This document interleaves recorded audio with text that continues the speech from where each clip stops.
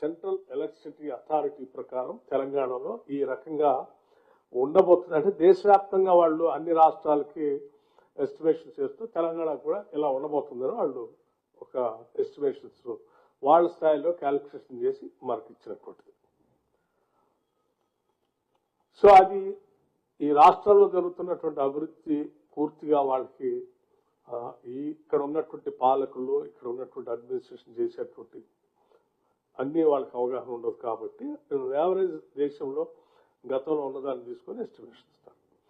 కానీ అసలు ఇక్కడ ప్రొజెక్షన్స్ అంటే ఇక్కడ పెరుగుతున్న డిమాండ్ 2023, 24, 25లో ఎలా ఒకసారి డిమాండ్ పెరిగిందో మనకు తెలుసు.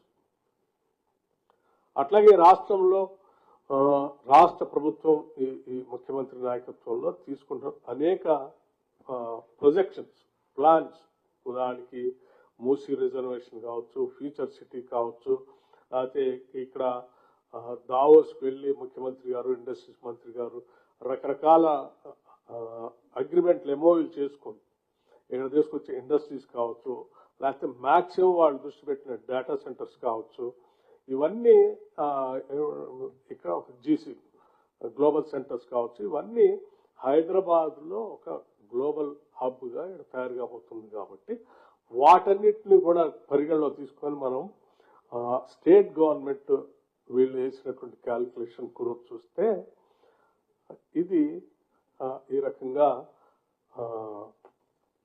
8.50 అంటే నేరుగా 9% దాకా దీని గ్రోత్ ఉండబోతున్నాం. అట్లాగే వీటితో పాటు రాష్ట్ర ప్రభుత్వం ఇంకొక టార్గెట్ కూడా పెట్టుకుంది. ఆ టార్గెట్ ఏంటంటే 2047 కల్లా $3 trillion ఎకానమీగా ఈ రాష్ట్రాన్ని మార్చడానికి కావాల్సిన విధంగా ప్రణాళిక తయారు చేసుకొని ముందుకు పోతాం.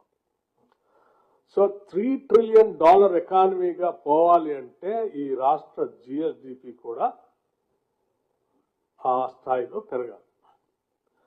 ఆ స్థాయిలో రాష్ట్ర జిఎస్డిపి పెరగాలి అంటే దానికి కావాల్సినటువంటి పవర్ ఎవ్రీ ఇయర్ గ్రోత్ కూడా ఎట్లా ఉండాలనేది లెక్కేస్తే జిఎస్డిపి నియరింగ్ అబౌట్ 13% దాకా గ్రోత్ అవసరం ఉంది.